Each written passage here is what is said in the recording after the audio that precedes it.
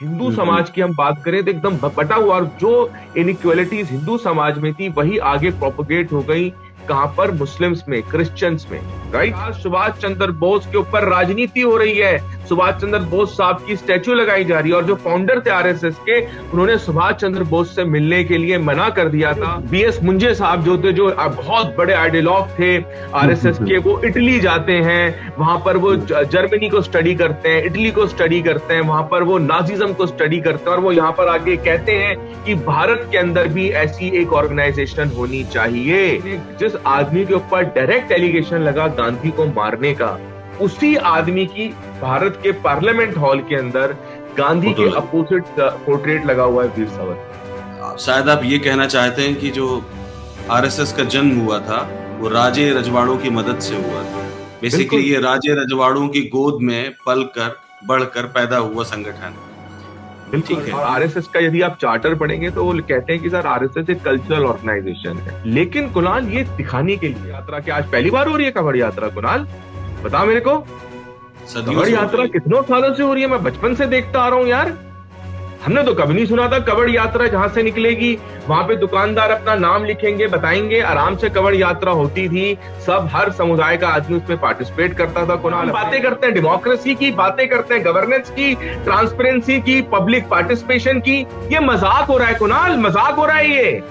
I would like to quote the words of Professor Yashpal. He said that UPSC should be dismantled.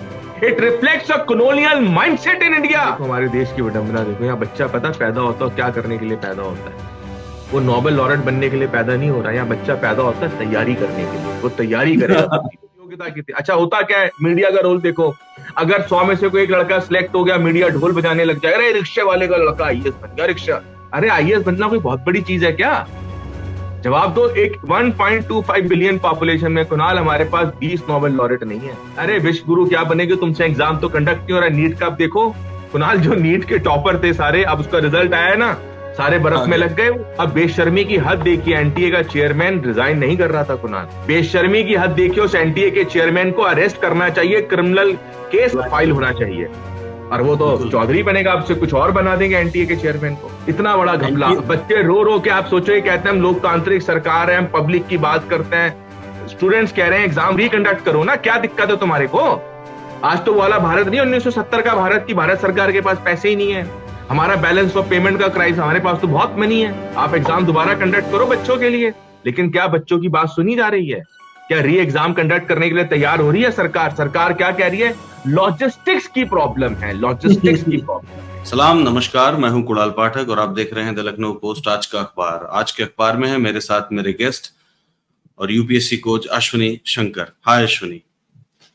हाय कुणाल।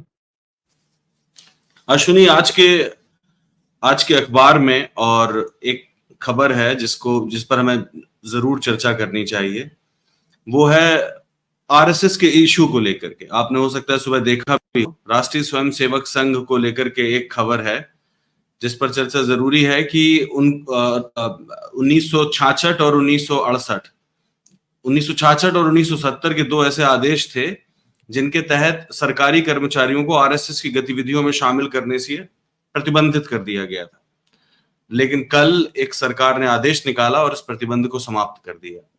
आपको क्या लगता है कि ये क्यों इतना जरूरी था कि सरकारी कर्मचारी आरएसएस की गतिविधियों में शामिल होते रहे? कुणाल देखो, आपको उस चीज को ना लार्जर पर्सपेक्टिव में समझना पड़ेगा कुणाल। इस इशू का ना एक यूनी डायमेंशन नहीं है, मल्टीपल डायमेंशन है कुणाल, ठीक है। पहले हम समझते हैं ये न्यूज चालू कहां से हुई कुणाल। ये एपी सेंटर क्या था? एपी सेंटर था कर्नाटका। कर्नाटका की सेंट्रल यूनिवर्सिटी का मतलब central government funded university, right Kunal? वहां के एक सभागार को, ऑडिटोरियम को यूज किया जाता है आरएसएस के फंक्शन को ऑर्गेनाइज करने के लिए। यहां से ये न्यूज चालू होती है कुणाल, जहां से तूल पकड़ी गई है, जहां से बात तूल पकड़ती है कुणाल। अब नेक्स्ट डायमेंशन आती है कि आरएसएस का करेक्टर क्या है, आरएसएस है क्या बेसिकली कुणाल। क्योंकि मैं किसी चीज को क्रिटिसाइज करूं तो क्रिटिसिज्म से पहले जरूरी होता है कुणाल हम उस चीज का कॉन्सेप्ट समझे, वो चीज है क्या, आरएसएस है क्या, राष्ट्रीय स्वयंसेवक संघ क्या है। राष्ट्रीय स्वयंसेवक संघ का ओरिजिन होता है नागपुर में 1925 के अंदर, ये तो सबको पता है, लेकिन क्यों ओरिजिन होता है? कौन सी वो ताकतें थी जो सब इकट्ठी हुई, उन्होंने कहा कि हमें भारत के अंदर राष्ट्रीय स्वयं सेवक संघ जैसी ऑर्गेनाइजेशन की जरूरत है। कुणाल इसको आपको लार्जर पर्सपेक्टिव में देखना पड़ेगा। जब भारत में फ्रीडम मूवमेंट का दौर चल रहा था, कांग्रेस पूरी लड़ाई लड़ रही थी कि हमें आजादी चाहिए, और आप सोचो भारत जो है ना कुणाल, वो बहुत डाइवर्सिफाइड कंट्री थी, राइट। यहाँ पे 500 क्या 500 अराउंड प्रिंसली स्टेट्स थी यहाँ पर, राइट। कुछ रजवाड़े ऐसे थे जो बहुत बड़े थे और कुछ बहुत छोटे से थे, राइट। और यहां पर आप ये बात करते हो, लोकतंत्र की बात करते हो, डेमोक्रेसी की बात करते हो। अगर हम अपने समाज को अंदर से देखें कुणाल, हमारे समाज में इतनी ज्यादा स्ट्रक्चरल इनइक्वलिटीज है जिसकी आप कल्पना ही नहीं कर सकते। हिंदू समाज की हम बात करें तो एकदम बटा हुआ, और जो इनइक्वलिटीज हिंदू समाज में थी वही आगे प्रोपोगेट हो गई कहां पर, मुस्लिम्स में, क्रिश्चियंस में, राइट।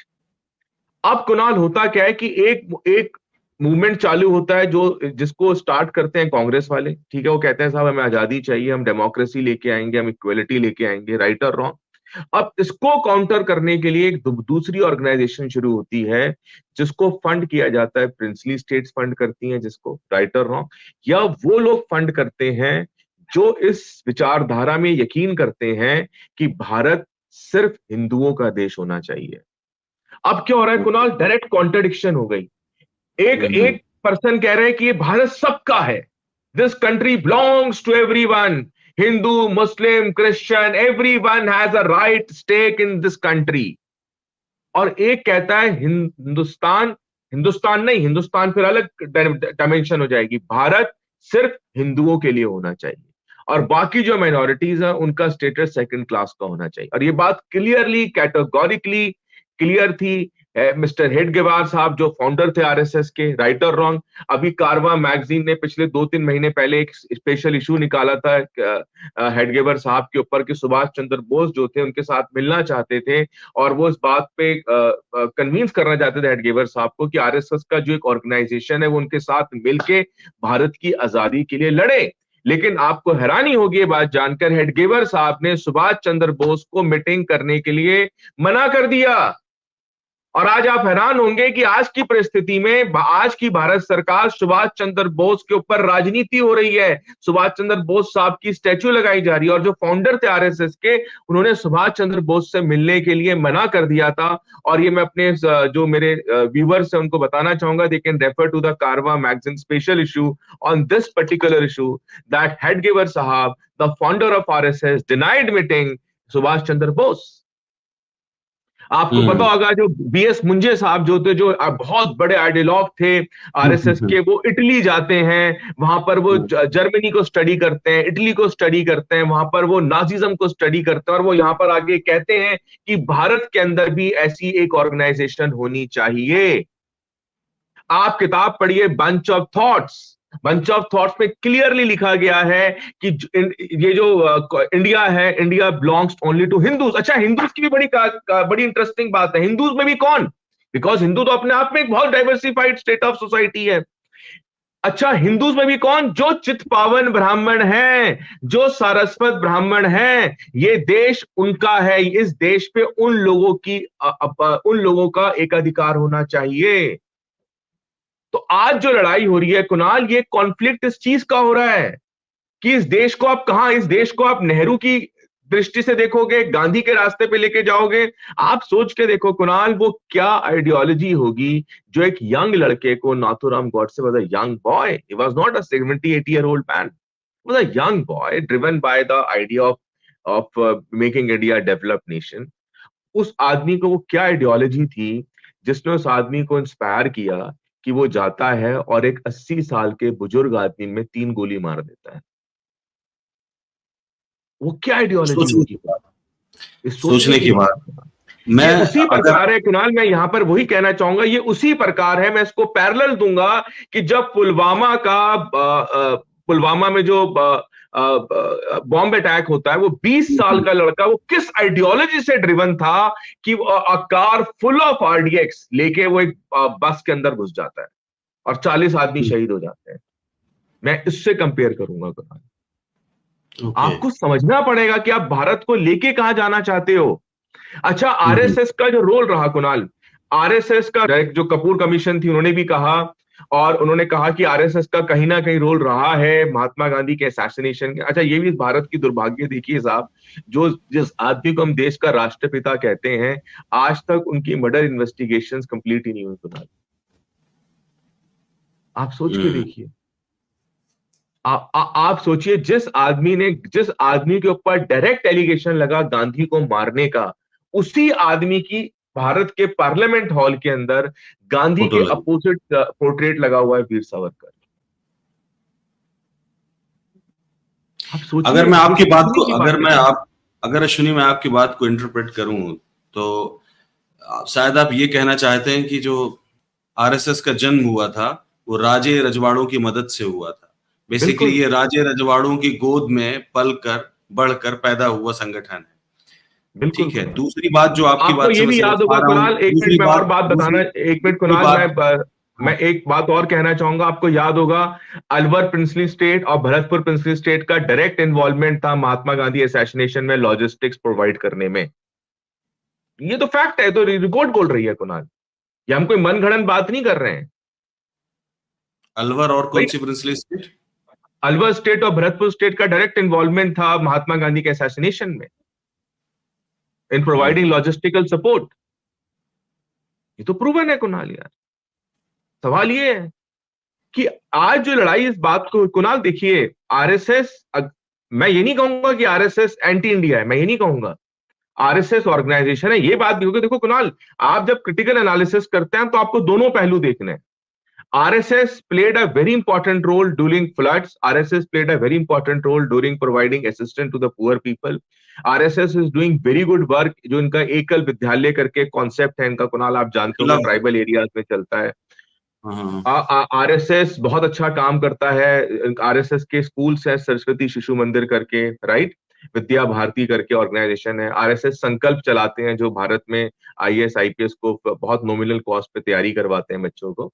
तो आरएसएस का, और आरएसएस का यदि आप चार्टर पढ़ेंगे तो वो कहते हैं कि सर आरएसएस एक कल्चरल ऑर्गेनाइजेशन है। आरएसएस एक कल्चरल ऑर्गेनाइजेशन है, राइट। लेकिन कुणाल ये दिखाने के लिए है, वही क्या हो रहा बात है मैं कुणाल, पूछ रहा लार्जर ऑब्जेक्टिव क्या है आपका, था। हम्म। आप क्या अचीव करना चाहते हैं by doing all this kind of things Kunal. Larger objective है इस भारत को क्या बनाना है, हिंदू राष्ट्र बनाना है। क्या बनाना है कुणाल, हिंदू राष्ट्र बनाना है।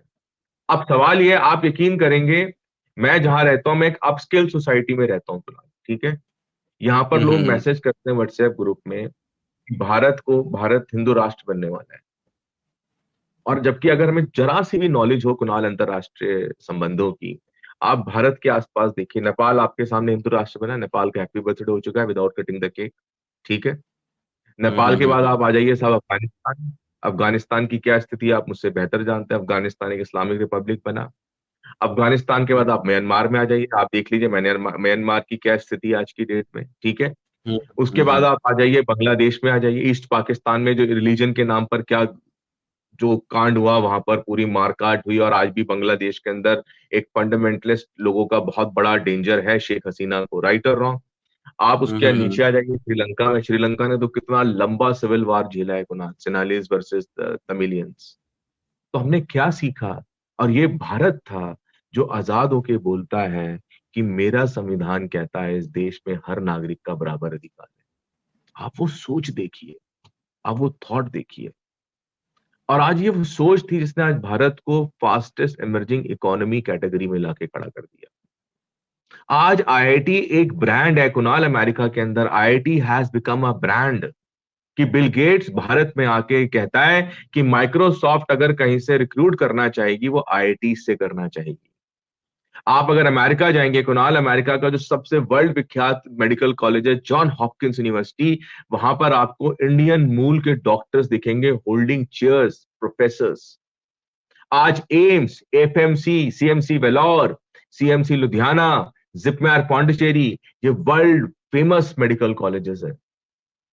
आप समझ रहे हैं, आप सोचिए इंडियन इंस्टीट्यूट ऑफ मैनेजमेंट, ये वो सोच थी कुणाल। आज उस सोच की लड़ाई हो रही है। हमने इसीलिए सरकार ने कहा कि आरएसएस कल्चरल ऑर्गेनाइजेशन, आपको जो करना अपने लेवल पर कीजिए आप, लेकिन सरकारी कर्मचारी का आपसे कोई संबंध नहीं होगा, इसीलिए बैन किया गया था कुणाल। और अब मैं जो आपके लेकर आए पॉइंट पर हैं, आ रहा हूं। हाँ, अब जो अब वो लेकर आए हैं इसलिए उस लेकर आए हैं क्योंकि अब उनका, भाई दे आर इन पावर यार, they are objective is very clear, they want to bring ज्यादा से ज्यादा लोग शाखाओं में जाएं, शाखा में जाके, जो आप तो मुझसे बेहतर जानते हैं कुणाल को, कि आपने तो शाखा जो है ज्वाइन भी करी थी, आप जो है इनके स्कूल के पार्ट एंड पार्सल भी रहे, तो ज्यादा आप मुझसे ज्यादा अच्छा बता पाएंगे कि वहां पर क्या होता है, राइट। अब ये चाहते हैं ये जो प्रोग्राम है ये लार्जर कैनवस पे चला जाए। अब क्योंकि हमें ऐसा लगता है जो सरकारी कर्मचारी हैं वो गवर्नमेंट माने government which is driven by constitutional values. अब उसको चैलेंज किया जा रहा है, अब आगे क्या होगा, government employees will be driven by the values of RSS. सवाल ये होगा कुणाल यार, जैसे मैं कभी एक स्कॉलर देख रहा था, एक कमेंटेटर आते हैं न्यूज चैनल पे, वो कह रहे थे कि अरे हिंदू युवाओं तुम जागो, तुम्हें जो है टीका लगाना चाहिए, तुमको धोती पहननी चाहिए।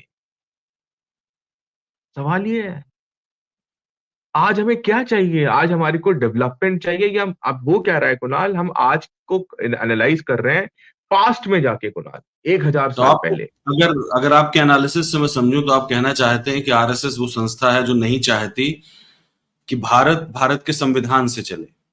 बिल्कुल। उन्हें लगता है कि भारत धर्म से चले, उन्हें लगता है कि धर्म भारत से। मनुस्मृति से चले, शास्त्रों से बिल्कुल। चले। बिल्कुल। और अगर मनुस्मृति और शास्त्रों से चलेगा तो ये भारत सिर्फ सवर्णों का भारत होगा, चित्पावनों का भारत होगा। ये दलितों बिल्कुल। और ओबीसी का भारत नहीं हो सकता, माइनॉरिटी का बिल्कुल भारत नहीं हो सकता। नहीं हो सकता। मैं सही हूं? और इसीलिए कुणाल आपको शायद याद होगी, एक चीज और मैं ऐड करना चाहूंगा, हम्म। आरएसएस ने नियर अबाउट कम से कम आई थिंक 50-60 साल तक मैं कहूंगा, जब उन्होंने राष्ट्रीय ध्वज वो फहराते ही नहीं थे अपने कार्यालयों पर, अपने स्कूल पर, अपने फंक्शंस में, नेशनल फ्लैग को उन्होंने रिकॉग्नाइज ही नहीं करा था। ये बात सच है कुणाल, ये तो ऑन रिकॉर्ड पब्लिक डोमेन में है बात तो यार। लेकिन आज हमको एक कहा जाता है आप घर घर झंडा लगाओ, ये करो वो करो। आज लोग कवर यात्रा निकल रही है तो ये कहा जा रहा है कवर यात्रा, क्या आज पहली बार हो रही है कवर यात्रा कुणाल? बता मेरे को। सदियों कवर से हो यात्रा रही है। कितनों सालों से हो रही है, मैं बचपन से देखता आ रहा हूं यार। हमने तो कभी नहीं सुना था कवड़ यात्रा जहां से निकलेगी वहां पे दुकानदार अपना नाम लिखेंगे, बताएंगे, आराम से कवड़ यात्रा होती थी। सब हर समुदाय का आदमी उसमें पार्टिसिपेट करता था कुणाल, अपने लेवल पर। लोग अपना कवड़, जो कवड़ यात्री होते हैं वो आते हैं, जब वो किसी से पानी मांगते हैं, खाना मांगते हैं, तो तुझे क्या लगता है कुणाल, क्या वो आदमी की जाति पूछते हैं? कभी नहीं क्या वो आदमी पूछते का धर्म अश्विनी। पूछते हैं? नहीं, कभी नहीं पूछते, कभी नहीं पूछते। और लोग तो मदद करते हैं अक्रॉस द रिलीजन, लोग क्रॉस मदद द करते रिलीजन का हैं। काम। और मैं आपको कांवड़िए छोटा सा रिकॉग्नाइज उदाहरण करते हैं दूंगा इस बात कुणाल, को। जब आप यहाँ से आते हैं, आप दिल्ली से जब लोनी बॉर्डर से आते हैं, आप शादरा वादरा की तरफ आते हैं, वहां पे जितने भी कैंप लगते हैं, they are run by Muslim community, minority communities Kunal. हर कोई एग्जैक्टली। भारत की यार, भारत की एक साझा संस्कृति है। तो मुझे ये समझ रहे नहीं हैं आप? समझ में आ रहा अश्वनी कि भारत भारत को धार्मिक आधार पर विभाजित करके उन्हें मिलेगा क्या? लोग भाई आपस आप में उनको विभाजित नहीं पावर होना मिलेगी चाहते। कुणाल, पावर। अगर आज उनके 200, अगर भाजपा जो थी कुणाल, आपको याद होगा, ये 4 सीट जीत के आए थे 1984, आज ये 4 से 240 तक पहुंचे हैं, वो एक ही चीज पर पहुंचे हैं, वो है धर्म। धर्म कुणाल। ऐसा भी तो कह सकते हैं कि 303 से 240 में आ गए हैं, वो भी हाँ, धर्म पर ही 303 चलने की वजह धर्म से। पर। हाँ, लेकिन कुणाल मैं फिर भी एक हिदायत दूंगा, ये जो आज टेस्ट हो रहा है कुणाल, मैं आज एक ओपनली बोलता हूँ बात, ये लड़ाई मुसलमानों की नहीं, लड़ाई हिंदुओं की है। ये हमें एक एग्जैक्टली। निर्णय करना है कि ये देश इस देश के संविधान से चलेगा, ये देश सिर्फ स्वर्णों का है, ये देश सिर्फ ब्राह्मणों का है, या देश दलितों का भी है, अल्पसंख्यक का भी है, अन्य पिछड़ी, जैसे हम सबका मुल्क है। देखो कुणाल, बगीचा जो होता है ना, वो सुंदर बगीचा तभी होता है जब वहां पे भांति भांति प्रकार के फूल होते हैं कुणाल। अब इन्होंने वन नेशन वन करने के चक्कर में, तुम एनटीए का रिजल्ट देख चुके हो, राइट और रॉन्ग। एनटीए में इन्होंने क्या किया, आज यूपीएससी के का बैंड बजने वाला है। आपने यूपीएससी का देख लीजिए, पूजा क्या नाम है उस लड़की का जो फर्जी सर्टिफिकेट पूजा लेके। खेटकर, पूजा पूजा खेटकर एक पूजा। नाम नहीं है अश्विनी, सिर्फ पूजा खेटकर हाँ। एक नाम नहीं है। यूपीएससी का हाँ। चेयरपर्सन, कितने हाँ। सालों बाद हमने देखा होगा कि यूपीएससी के चेयरपर्सन अपना कार्यकाल खत्म करने से पहले ही निकल के भाग गया, रिजाइन 5 करके साल चला आप गया। सोच के देखिए कुणाल, एक और बात समझो, सोनी साहब का क्रेडेंशियल देखिए आप। सोनी साहब जिनको यूपीएससी का चेयरमैन बनाया गया कुणाल, मैंने यूपीएससी में वो लोग चेयरमैन बनते थे जो अपने एकेडमिक वर्ल्ड के स्टालवर्ड्स होते थे कुणाल यार। जो सोनी साहब हैं वो तो खाली दो, आई थिंक गुजरात में 2 यूनिवर्सिटीज के वीसी रहे और उनको जो है अपॉइंट कर दिया यूपीएससी का चेयरमैन। नहीं तो और मोदी जी कुणाल के मित्र आपको भी तो रहे ना, मोदी जी के हाँ मित्र भी रहे, ये भी तो एक अहम हाँ, क्वालिफिकेशन। ये सबसे बड़ी क्वालिफिकेशन है कुणाल। अगर आज यूपीएससी की सुप्रीम कोर्ट इंडिपेंडेंटली जांच शुरू कर दे कुणाल, मैं चैलेंज करता हूं बहुत फर्जी सिलेक्शंस निकलेंगे, बहुत। और आपको याद होगा जब छात्र आंदोलन हुआ था, हमने उसमें बात कही थी, मुझे एक बात समझ में नहीं आती है, यूपीएससी क्या है? यूपीएससी का संविधान से ऊपर है यार क्या? मुझे समझ में नहीं आती, यहाँ पे लोग सवाल ही नहीं पूछते। अरे तुम एग्जाम कंडक्ट कर रहे हो, तुम्हें शर्म आती है, मौत आती है तुमको बच्चों को मानसर शीट दिखाते हुए? ऐसा कौन सा फार्मूला है जो दुनिया में सिर्फ यूपीएससी के पास है और दुनिया में किसी और एग्जामिनेशन बॉडी के पास वो फार्मूला ही नहीं है? इन्होंने आज तक कुणाल पब्लिक डोमेन में ये भी नहीं बताया होगा स्केलिंग मेथड क्या है, आप कैसे फिजिक्स को हिस्ट्री के साथ इक्वलाइज करोगे। ये फार्मूला, हम बातें करते हैं डेमोक्रेसी की, बातें करते हैं गवर्नेंस की, ट्रांसपेरेंसी की, पब्लिक पार्टिसिपेशन की, ये मजाक हो रहा है कुणाल, मजाक हो रहा है ये। I would like to quote the words of Professor Yashpal. He said that UPSC should be dismantled. It reflects a colonial mindset in India.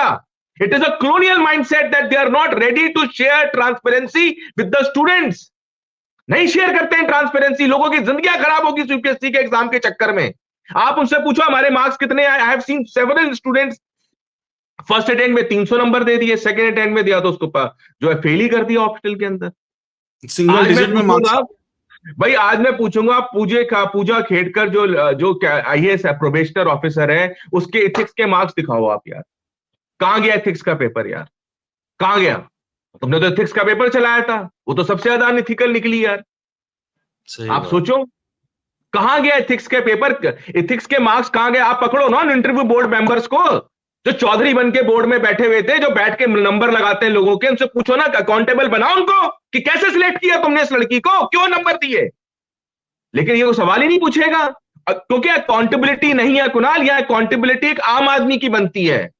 यहां पर लोग मर जाते हैं हाथरस में और एक पीसीएस ऑफिसर को सस्पेंड किया जाता है, वहां के चीफ सेक्रेटरी की गर्दन नहीं उड़ाई जाती कि भाई तू, you are the head of the state, how under your administration this particular incident happened, where more than 300-400 people had died. यहां पर चीफ मिनिस्टर को नहीं कटघरे में खड़ा जाता है कि under your state so many people है, क्योंकि यहां पर आम आदमी की जान बहुत सस्ती है कुणाल, और वो सस्ती इसलिए है क्योंकि we are divided on the name of caste, religion, communities and blah blah blah blah blah. ये कहानी है Kunal, very much true, that is the point. भाई आप यूपीएससी से सवाल करो कि आप ट्रांसपेरेंसी लेके आइए, आप कह रहे हैं हम बहुत बढ़िया सिस्टम बनाते हैं, जब आपका सिस्टम इतना अच्छा है तो आपको ट्रांसपेरेंसी से क्या प्रॉब्लम है? और मैं पूरे दावे के साथ कह सकता हूं कुणाल, यूपीएससी सबसे ओपेक ऑर्गेनाइजेशन है, सबसे ओपेक ऑर्गेनाइजेशन। आप सोचो पीटी का रिजल्ट भी कुणाल वो 1 साल के बाद निकालते हैं, जो ऑब्जेक्टिव पेपर है Kunal, forget about mains examination showing answer sheet to the students. आप इसको ओपेक कह रहे हैं, आप इसको ओपेक कह रहे हैं, मैं कहूंगा ये कायर ऑर्गेनाइजेशन है जिसके पास इतनी हिम्मत नहीं है कि तुरंत कॉपी दिखाए, तुरंत प्रीलिम्स का रिजल्ट निकाले, क्योंकि जैसे ही आप प्रीलिम्स का रिजल्ट फौरन निकालेंगे, कॉपियां दिखाएंगे, आपके खिलाफ आप जुडिशियल स्क्रूटनी में आ जाएंगे, आज नहीं तो कल जुडिशियल स्क्रूटनी में आप फंसेंगे। उससे बचने के लिए आप कायरता दिखा रहे हैं और सैकड़ों, हजारों, लाखों छात्रों का भविष्य खाने में लगे।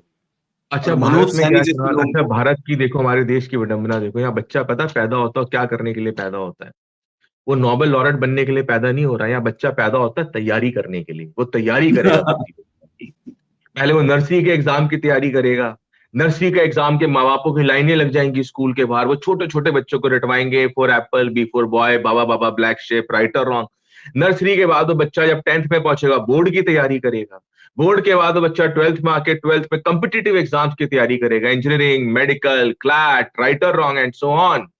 उसके बाद जब ये हो जाएगा कॉलेज में घुस जाएगा, उसके बाद कॉलेज के बाद किसकी तैयारी करेगा? यूपीएससी की तैयारी करेगा। हम तैयारी करने के लिए पैदा हुए हैं कुणाल, हमको तैयारी करने के लिए पैदा किया जा रहा है। वो नहीं चाहते इस देश में लोग क्रिटिकल माइंडसेट रखें, क्रिटिकली सोचें, समझें, सवाल करें सरकार से, वो ये नहीं चाहते हैं। तो उसको हमको क्या करते हैं, उन्होंने हमें तैयारी में उलझा रखा है। आप तैयारी करो बस यार, प्रतियोगिता की। अच्छा होता क्या है, मीडिया का रोल देखो, अगर 100 में से कोई एक लड़का सिलेक्ट हो गया, मीडिया ढोल बजाने लग जाएगा, अरे रिक्शे वाले का लड़का आईएएस बन गया, रिक्शा। अरे आईएएस बनना कोई बहुत बड़ी चीज है क्या? जवाब दो। एक 1.25 बिलियन पॉपुलेशन में कुणाल हमारे पास 20 नोबेल लॉरेट नहीं है। हमें डूब के ना चुल्लू भर पानी में मर जाना चाहिए। आईटीज की all international rank IITs are not even among the top 30 of the world top institutions. Shame on us. सोचो तुम, और हम ढोल बजा रहे हैं और हम खुश हो रहे हैं, हम कह रहे हैं हमने बहुत बड़ा झंडा गाड़ दिया, हम विश्व गुरु बनेंगे, हम फलाना बनेंगे, हम ढिमका बनेंगे। अरे विश्व गुरु क्या बनेंगे, तुमसे एग्जाम तो कंडक्ट नहीं हो रहा है। नीट का अब देखो कुणाल, जो नीट के टॉपर थे सारे, अब उसका रिजल्ट आया ना, सारे बर्फ में लग गए, वो सारे बर्फ में लग गए यार वो। लेकिन आप बेशर्मी की हद देखिए, एनटीए का चेयरमैन रिजाइन नहीं कर रहा था कुणाल। बेशर्मी की हद देखिए, बेशर्मी की हद देखिए। उस एनटीए के चेयरमैन को अरेस्ट करना चाहिए, क्रिमिनल केस उसके ऊपर फाइल होना चाहिए। और वो तो चौधरी बनेगा, आपसे कुछ और बना देंगे एनटीए के चेयरमैन को। इतना बड़ा घपला। बच्चे रो रो के, आप सोचो, ये कहते हैं हम लोकतांत्रिक सरकार है, हम पब्लिक की बात करते हैं। स्टूडेंट्स कह रहे हैं एग्जाम रिकंडक्ट करो ना, क्या दिक्कत है तुम्हारे को? आज तो वाला भारत नहीं, 1970 का भारत की भारत सरकार के पास पैसे ही नहीं है। हमारा बैलेंस ऑफ पेमेंट का क्राइसिस, हमारे पास तो बहुत मनी है। आप एग्जाम दोबारा कंडक्ट करो बच्चों के लिए। लेकिन क्या बच्चों की बात सुनी जा रही है? क्या री एग्जाम कंडक्ट करने के लिए तैयार हो रही है सरकार? सरकार क्या कह रही है? लॉजिस्टिक्स की प्रॉब्लम है, लॉजिस्टिक्स की प्रॉब्लम है यार। तुम सोचो यार कुणाल, मजाक हो रहा है हम लोगों के साथ यार। आप सोचिए कितना डिफरेंस है कुणाल। गवर्नमेंट मेडिकल कॉलेज की फीस 5,000 है। एम्स में, जो एम्स खोले गए भोपाल, यहाँ पर हॉस्टल की फीस 32 रुपए है कुणाल। और प्राइवेट मेडिकल कॉलेजेस की फीस 3-3 करोड़ है कुणाल। मैं आपसे एक सवाल पूछना चाहूंगा कुणाल, जो बच्चा 3 करोड़ रुपए खर्च करके एमबीबीएस की डिग्री लेगा, उसका पहला मोटिव क्या होगा? टू सर्व द पेशेंट, लोगों के गुर्दे निकाल देना। हाँ बस, पैसा अर्न करना कुणाल। अब आप सोचो यार, तो ये सिस्टम बना, डेवलप कैसे हो गया सिस्टम यार ये? हम टैक्स पे करते हैं, हम क्यों मणिपाल में जाएं? हम क्यों भैया मैक्स में जाके इतना पैसा दें? हम क्यों 20-20 हजार रुपए साल के, 40-40 हजार रुपए हम प्रीमियम भर रहे हैं मेडिकल इंश्योरेंस का, जब हमारे पास गवर्नमेंट हॉस्पिटल्स हैं, गवर्नमेंट डॉक्टर्स हैं, जो गवर्नमेंट मेडिकल कॉलेजेस से आ रहे हैं। तो क्यों नहीं सरकार हमारे को अच्छा इलाज मुहैया करवाती गवर्नमेंट हॉस्पिटल्स में? लेकिन इस पे कोई डिबेट ही नहीं हो रहा है। डिबेट क्या हो रहा है? हम बनेंगे विश्व गुरु, हिंदू संस्कृति, हिंदू धर्म खतरे में है, कवड़ यात्रा निकलेगी, वहां पर सारे जो है बताएंगे कौन कमले की दुकान वालों पे नाम। यहाँ ये हो रहा है। कौन हिंदू है कौन मुसलमान, हमें खुल के कहना चाहिए अश्विनी। उसमें भले सरकारी आदेश में ये बात ना लिखी हो, लेकिन गंवार से गंवार व्यक्ति समझ सकता है कि उत्तर प्रदेश सरकार ये चाहती है कि कांवड़ यात्रा जहां से निकले, उन दुकानों में, उन ढाबों में कोई भी मुस्लिम कर्मचारी काम ना करे। उन दुकानों और ढाबों के नाम, जो उनके ओनर्स हैं, उनका नाम लिखा हो कि वेदर दे आर हिंदूज और मुस्लिम्स। स्पेशली मुस्लिम कौन है, या तो ये कह दिया जाए कि सेग्रीगेट करना चाहते हैं कि मुस्लिम कौन है। हम इसको नाजी भारत बनाना चाहते हैं। Across the parties, including supporters of Narendra Modi government, including the allies of Narendra Modi governments, are raising question against him and Yogi Adityanath. Yes. कि भैया आप क्या करवा रहे हैं? जहां जहां भाजपा की सरकार है वहां भी करवा रहे हैं, सिर्फ बात उत्तर प्रदेश की नहीं है, उत्तराखंड में भी यही कहानी चल रही है अश्विनी।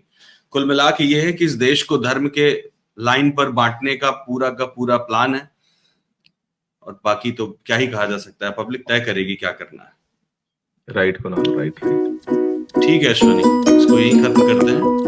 धन्यवाद कुणाल, धन्यवाद।